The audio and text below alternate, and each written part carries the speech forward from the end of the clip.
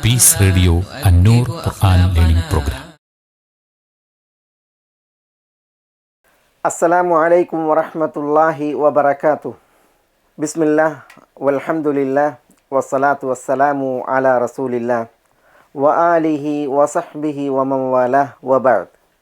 സഹോദരന്മാരെ, സഹോദരികളെ, അന്നൂർ തഫ്സീർ ക്ലാസ്സുകളിൽ നമ്മൾ കഴിഞ്ഞ എപ്പിസോഡിൽ സൂറത്തുൽ ബഖറയിലെ 155 വചനത്തിൻ്റെ തുടക്കഭാഗം പഠിക്കവേ വിശുദ്ധ ഖുർആൻ അവതീർണമായത് എന്തിന് എന്ന ഭാഗമാണ് പഠിക്കുകയുണ്ടായത്.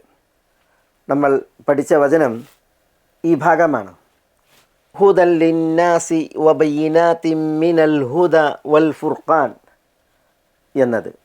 ഷഹ്റു റമദാനല്ലദീ ഉൻസില ഫീഹിൽ ഖുർആൻ എന്നതിനെ തുടർന്ന് എന്ന് അവതീർണമായി, എങ്ങനെ അവതീർണമായി, പിന്നെ എന്തിന് അവതീർണമായി വിശുദ്ധ ഖുർആൻ.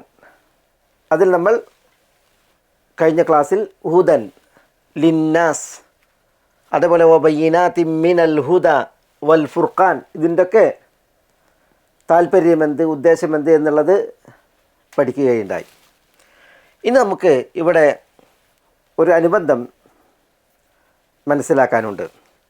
അത് ഹുദൻ ലിന്നാസ് എന്നതുമായി ബന്ധപ്പെട്ടാണ്. സൂറത്തുൽ ബഖറയിൽ നമ്മൾ രണ്ടാമത്തെ വചനം പഠിക്കവേ ദാലികൽ കിതാബു ലാ റൈബ ഫീഹി ഹുദൻ ലിൽ മുത്തഖീൻ എന്ന് പഠിക്കുകയുണ്ടായിട്ടുണ്ട്. അവിടെ വിശുദ്ധ ഖുർആനിനെ കുറിച്ച് പറയുന്നത് അത് ഹുദയാണ് ലിൽ മുത്തഖീൻ.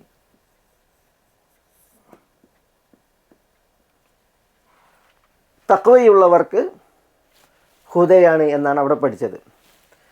ഇവിടെ ഹുദൻ ലിന്നാസ്, മുഴുവൻ ജനങ്ങൾക്കും ഹുദയാണ് വിശുദ്ധ ഖുർആൻ എന്നാണ് പഠിച്ചത്. ചിലർ ഇത് വിശുദ്ധ ഖുർആനിലെ വൈരുദ്ധ്യമായി ചിത്രീകരിച്ചിട്ടുണ്ട്. ആശയങ്ങൾ വിരുദ്ധമായ നിലക്ക് വിശുദ്ധ ഖുർആനിൽ ഒരു സൂക്തമോ ഒരു സൂറയോ ഒന്നുമേ ഇല്ല. അത് വിശുദ്ധ ഖുർആൻ്റെ അളവിൽ അസംഭവ്യമാണ്. വിശുദ്ധ ഖുർആൻ വമൻ അസ്ദഖു മിനല്ലാഹി ഹദീസ വമൻ അസ്ദഖു മിനല്ലാഹി ഖീല എന്നൊക്കെ അള്ളാഹു തന്നെ വിശേഷിപ്പിച്ച വിശുദ്ധ വേദമാണ്. അതിൽ പരസ്പര വിരുദ്ധമായത് ഇല്ല എന്നുള്ളത് കട്ടായമാണ്. അപ്പോൾ പിന്നെ ഇവിടെ ഒരിടത്ത് മുഴുവൻ ലോകർക്കും ഹുദയാണ്, മറ്റൊരിടത്ത് മുത്തഖീങ്ങൾക്ക് ഹുദയാണ് എന്ന് പറഞ്ഞതിൻ്റെ പൊരുളെന്ത്, താല്പര്യമെന്ത്? അതാണ് നമ്മൾ ഈ തുടക്കത്തിൽ മനസ്സിലാക്കുന്നത്.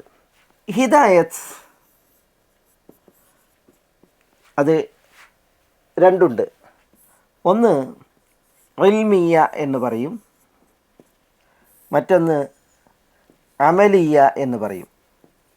ചിലർ ഹിദായത്തു തൗഫീഖി വൽ ഇൻതിഫാ, അതേപോലെ ഹിദായത്തു തബീനി വൽ ഇർഷാദ്, ഇങ്ങനെയും ഇതിനെ വിഭജിച്ചിട്ടുണ്ട്. ഹിദായത്തിനെ വിശുദ്ധ ഖുർആൻ ഉൾക്കൊണ്ട് ഉപകരിക്കാനും ഉദവിയുള്ളവരാകാനും ഉപരിക്തമായ ഹിദായത്ത്, അതാണ് ഹിദായ അമലിയ. അത് തൗഫീഖ്, അതേപോലെ തന്നെ ഇൻതിഫാ, ഇതിനുള്ള ഹിദായത്താണ്. ഉപകരിക്കാൻ, ഉപയുക്തമാകാൻ, വിശുദ്ധ ഖുർആനിലൂടെ ഉദവിയും തുറവിയും ഉണ്ടാകാനുള്ള ഹിദായത്ത്, അതാണ് ഹിദായ അമലിയ എന്ന് പറയുന്നത്. എന്നാൽ ഹിദായ ഇൽമിയ എന്ന് പറഞ്ഞാൽ വിശുദ്ധ ഖുർആൻ വൈജ്ഞാനികമായി മാർഗദർശനമരുളുക, വിഷയങ്ങൾ വ്യക്തമാക്കുക, തബീൻ, അതേപോലെ തന്നെ ഇർഷാദ്. ഇതാണ് ഹിദായത്തിൻ്റെ രണ്ട് വകുപ്പുകൾ. ഹിദായ ഇൽമിയ വിശുദ്ധ ഖുർആൻ്റെ വൈജ്ഞാനികമായ മാർഗദർശനം കാര്യങ്ങളെ വ്യക്തമാക്കി കൊടുത്ത് കാര്യങ്ങളെ നിർദ്ദേശിച്ചു കൊണ്ടുള്ള മാർഗദർശനം ഹിദായത്ത്, അത് ലിന്നാസ് മുഴുജനങ്ങൾക്കും വിശുദ്ധ ഖുർആൻ ആ നിലയ്ക്ക് ഹിദായത്താണ്. എന്നാൽ വിശുദ്ധ ഖുർആൻ കൊണ്ട് ഉപകരിക്കൽ, ഉത്ബുദ്ധമാകൽ, വിശുദ്ധ ഖുർആൻ ഉൾക്കൊണ്ട് ഉദവിയും തുറവിയും ലഭ്യമാകൽ, അത് എല്ലാവർക്കും ഇല്ല. ആ ഹിദായത്ത്, അതാണ് അമലിയത്ത്, ഹിദായത്തുൽ തൗഫീഖി വൽ ഇൻതിഫാ, അത് ലിൽ മുത്തഖീൻ, മുത്തഖീങ്ങൾക്ക് മാത്രമാണ്. അപ്പോൾ ഈ ഹുദൽ ലിന്നാസ് എന്ന് പറഞ്ഞിടത്തുള്ള ഹുദ, അത് ഇൽമിയ, തബീനിയ, ഇർഷാദിയ ആയിട്ടുള്ള ഹുദയാണ്. ഹുദൽ ലിൽ മുത്തഖീൻ എന്നിടത്ത് അത് അമലിയത്താണ് ഹിദായത്ത്, അത് ലിത്തൗഫീഖി വൽ ഇൻതിഫാ, അതിനുള്ള ഹിദായത്തിനുള്ള ഉപകരിക്കാനുള്ള, അതേപോലെ തന്നെ എളുപ്പം, അതേപോലെ തന്നെ തുറവി, അതിനൊക്കെയുള്ള ഹിദായത്താണ്. അപ്പോൾ ഇത് രണ്ടും വേറെ വേറെ ഹിദായത്തിനെയാണ് കൈകാര്യം ചെയ്യുന്നത് എന്നുള്ളതാണ് ഇവിടെ നമുക്ക് മനസ്സിലാക്കാനുള്ളത്. അപ്പോൾ ഇവിടെ സൂറത്തുൽ ബഖറയുടെ 2-ാമത്തെ വചനം ഹുദല്ലിൽ മുത്തഖീൻ എന്നത് മുത്തഖീങ്ങൾക്ക് മാത്രം ബാധകമാവുന്ന ഹിദായത്തിനെയാണ് കൈകാര്യം ചെയ്യുന്നത്.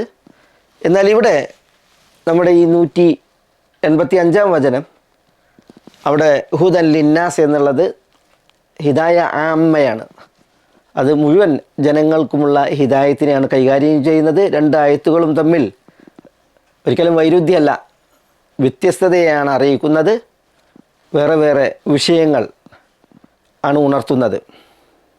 ഈ 2 ഹിദായത്തുകൾ, ഒന്ന് ഹിദായ അമലിയ, മറ്റൊന്ന് ഹിദായ ഇൽമിയ. നമുക്കത് മനസ്സിലാക്കാൻ വിശുദ്ധ ഖുർആൻ തഖ്വയുള്ളവർക്ക് ഹിദായത്താണ്.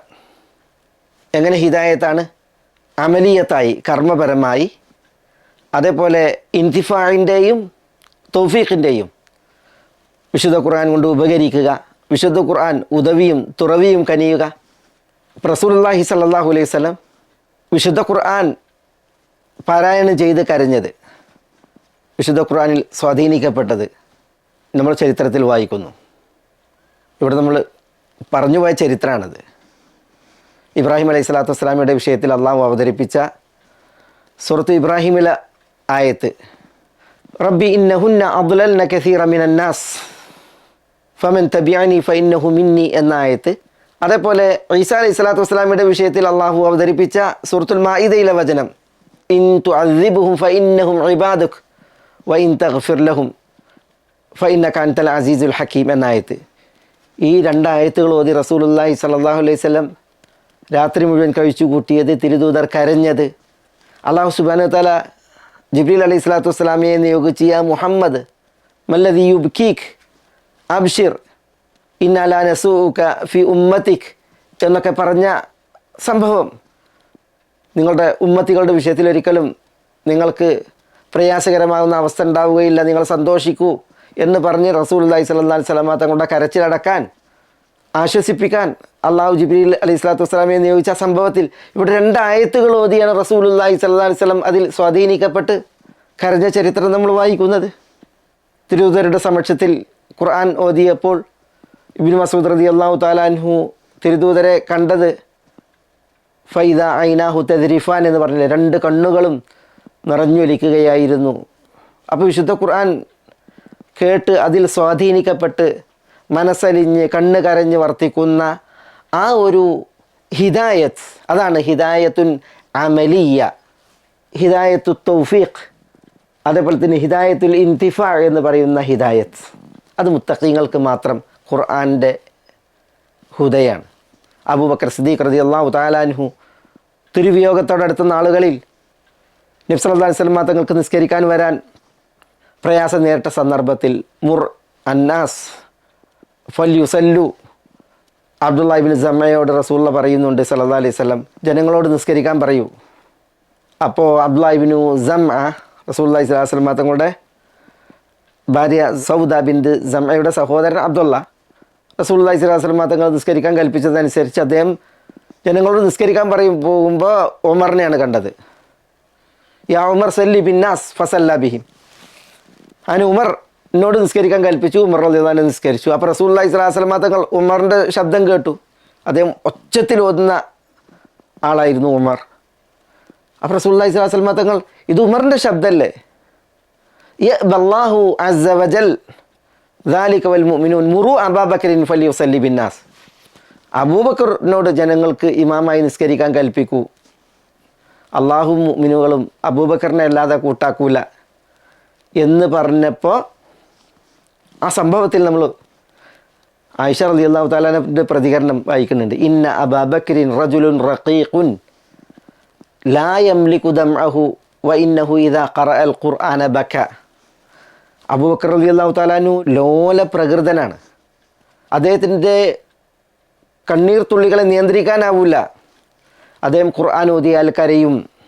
ചില നിവേദനങ്ങളിൽ ഇദാ ഖാമ ഫി മഖാമിക്, തിരുദൂതരെ നിങ്ങളുടെ സ്ഥാനത്ത് അബൂബക്കർ നിന്നാൽ ലം യുസ്മിഅന്നാസ മിനൽ ബുക, കരച്ചിൽ കാരണത്താൽ ജനങ്ങൾക്ക് ഒന്നും കേൾക്കാൻ പറ്റില്ല എന്നൊക്കെ പറയുന്നുണ്ട്.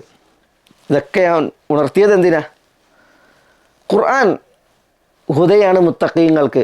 എങ്ങനെ ഹുദയാണ്? ഇങ്ങനെ മനസ്സിനെ ലോലമാക്കി കണ്ണിനെ കരയിപ്പിച്ച് ജീവിതത്തിൽ സ്വാധീനിച്ച് പ്രതിഫലിപ്പിച്ചു കൊണ്ടുള്ളതായ ഹുദ.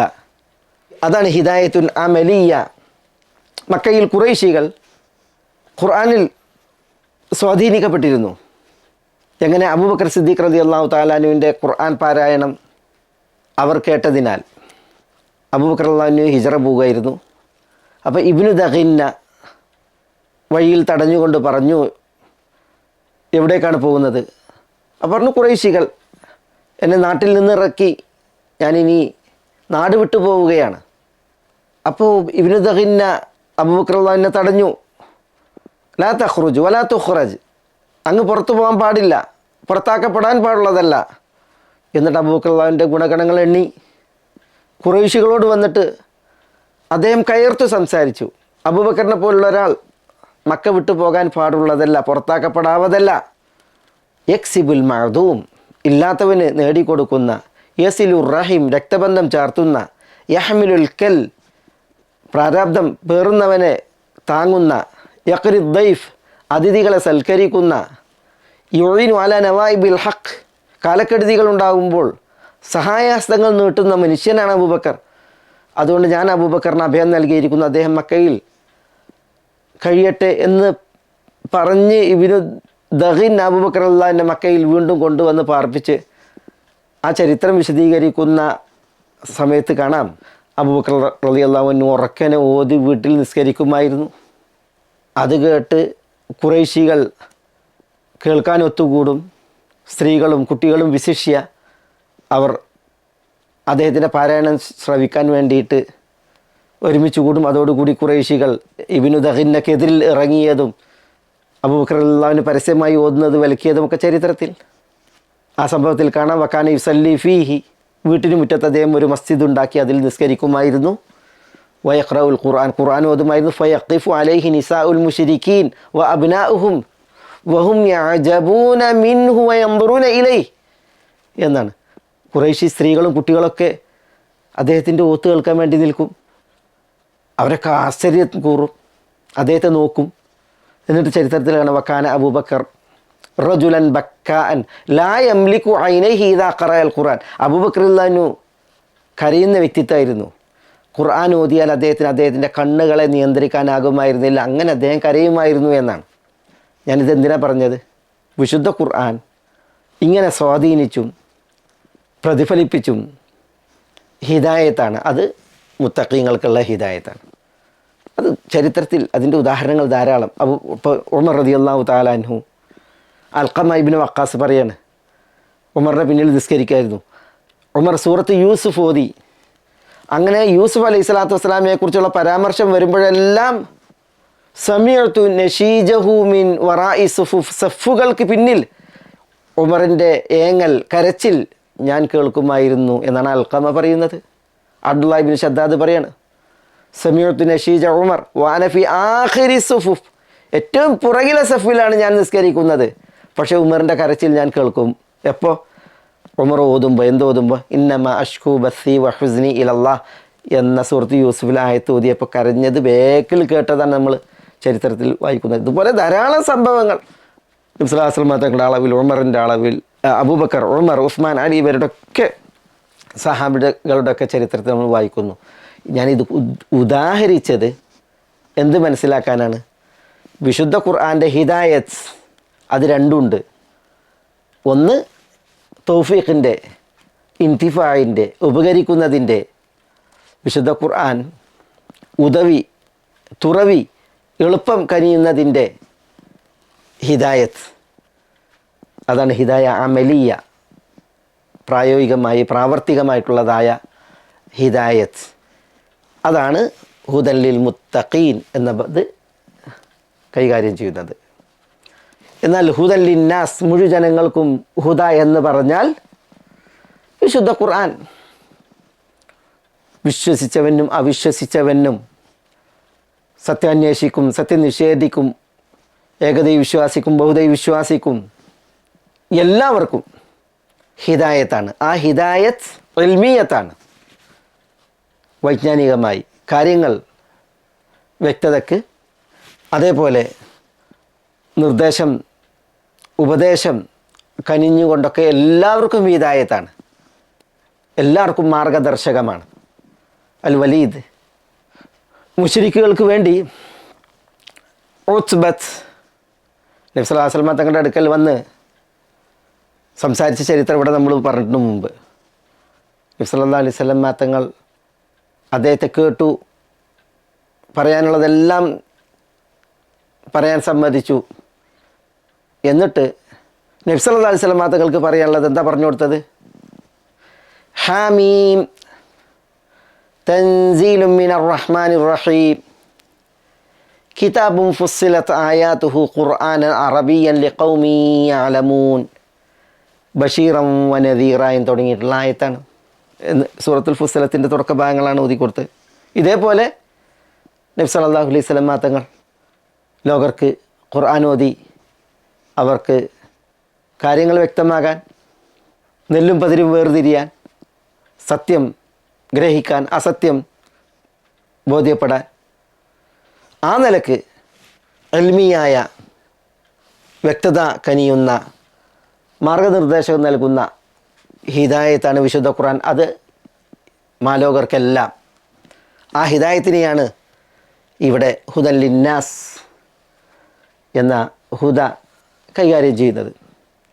അപ്പോൾ വിശുദ്ധ ഖുർആനിൽ ഒരിക്കലും വൈരുദ്ധ്യമില്ല, ആശയങ്ങൾ പരസ്പരം കൊമ്പുകോർക്കും വിധം എതിരാകുന്ന അവസ്ഥയുമില്ല എന്നതാണ് ഇവിടെ ഈ ഒരു വചനം ഹുദൻ ലിന്നാസ് എന്നുള്ളത് പഠിച്ചു പോകുമ്പോൾ ഇവിടെ നമുക്ക് പ്രത്യേകം മനസ്സിലാക്കാനുള്ളത്. അപ്പോൾ മുഴുവൻ ലോകർക്കും മനുഷ്യർക്കും ഹിദായത്തിനായി വിശുദ്ധ ഖുർആൻ അവതീർണമായി, മാർഗദർശകമായി, മാർഗദർശിയായി അവതീർണമായി. അതിനാൽ മൻ ഷഹിദ മിൻകുമുശ് ശഹ്റ ഫല്യസും, ഇതാണ് അല്ലാഹു സുബ്ഹാനഹു വ തആല പറയുന്നത്. ഫമൻ ഷഹിദ മിൻകുമുശ് ശഹ്റ ഫല്യസും, അതിനാൽ വല്ലവരും നിങ്ങളിൽ നിന്ന് ഷാഹിദായി അല്ലെങ്കിൽ ഹാജറായി അല്ലെങ്കിൽ അറിഞ്ഞു, ആരെ? അഷ്ഷഹർ, ഈ മാസത്തെ, എങ്കിൽ ഫല്യസുംഹു, ആ മാസത്തിൽ അവൻ നോമ്പെടുക്കട്ടെ എന്നുള്ളതാണ്. ഇവിടെ നമുക്ക് ഈ വചനത്തിലെ ഓരോ പ്രയോഗങ്ങളും, അതിൽ ഈ ഫ എന്നത്, അതുപോലെ മൻ എന്നത്, ഷഹിദ എന്ന ക്രിയ, മിൻകും, അഷ്ഷഹർ, തുടർന്ന് ഫ, പിന്നെ ലാം, ഫൽ, പിന്നെ യസും ഹു, ഇതൊക്കെ പ്രത്യേകം പഠിക്കേണ്ട പദപ്രയോഗങ്ങളാണ്.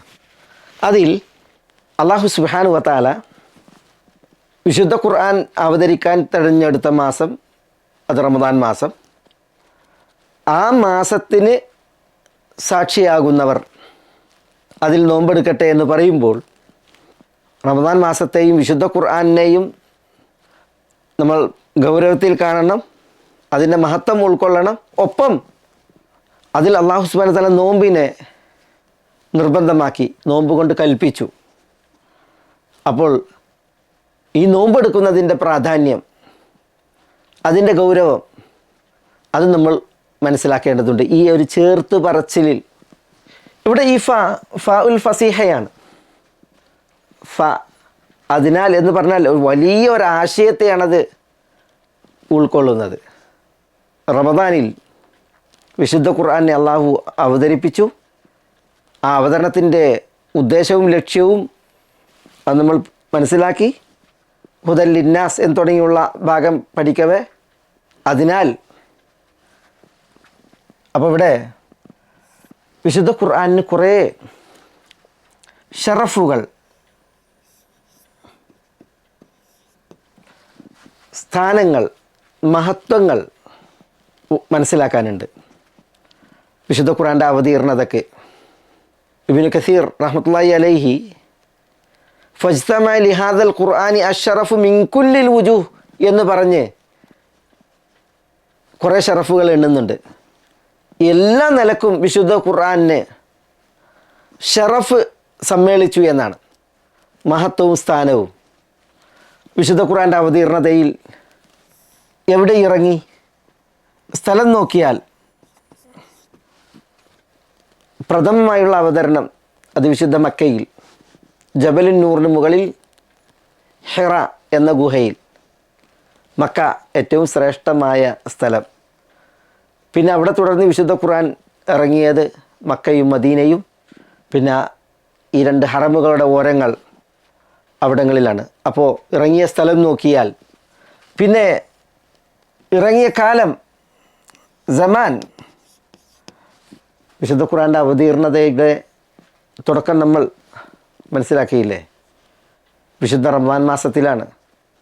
മാസങ്ങളിൽ ഏറ്റവും ശ്രേഷ്ഠമായ മാസം, അതിലാണ് വിശുദ്ധ ഖുർആൻ ഇറങ്ങിയത്.